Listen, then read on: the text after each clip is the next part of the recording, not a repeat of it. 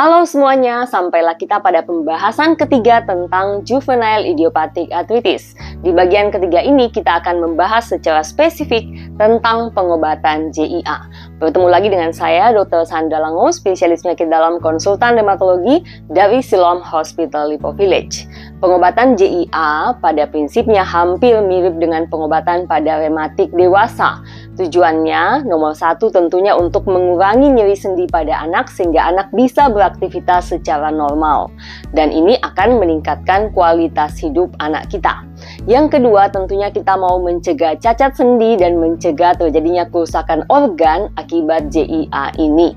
Jadi itu tujuan utama kenapa JIA perlu diobati. Kapan JIA harus diobati? Tentunya JIA harus diobati sedini mungkin sebelum terjadi cacat sendi atau sebelum terjadi kerusakan organ. Pemilihan obat sangat tergantung dari beberapa hal. Yang pertama, jenis JIA. Pada video yang kedua, teman-teman sudah mendengarkan tentang tipe-tipe JIA. Berbeda tipenya akan berbeda juga pengobatannya. Yang kedua, tergantung dari berat ringannya kondisi anak Anda.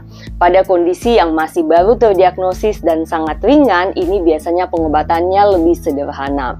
Nah, obat-obatan apa yang bisa digunakan? Ada berbagai jenis obat yang bisa digunakan, mulai dari yang paling sederhana adalah NSAID. Ini merupakan golongan penghilang nyeri biasa. Dokter akan memilihkan yang cocok untuk anak Anda. Kemudian yang kedua adalah kortikosteroid. Kortikosteroid ini harus sangat dibatasi penggunaannya pada anak-anak dan hanya digunakan pada JIA yang sedang atau berat. Itu pun harus dalam waktu yang sesingkat mungkin dan dalam dosis yang tidak terlalu tinggi. Kemudian yang ketiga adalah obat-obatan golongan DMARD, Disease Modifying Anti-Rheumatic Drugs. Ada berbagai jenisnya pun sama, hampir sama dengan pengobatan rematik dewasa. Namun biasanya yang paling sering digunakan pada anak karena penelitiannya sudah cukup banyak adalah methotrexate. Kemudian ada juga DMARD yang lain yang bisa digunakan sesuai dengan kebutuhan anak Anda, misalnya leflunomid, sulfasalazin, itu contoh-contohnya, atau hidroksikloroquine. Kemudian yang keempat adalah suntikan lokal pada sendi. Jadi kalau memang ada suatu sendi yang sangat bengkak, ada cairannya, dokter bisa melakukan tindakan aspirasi cairan atau mengeluarkan cairan sendi yang berlebihan tersebut dan kemudian melakukan injeksi kortikosteroid lokal ke rongga sendi.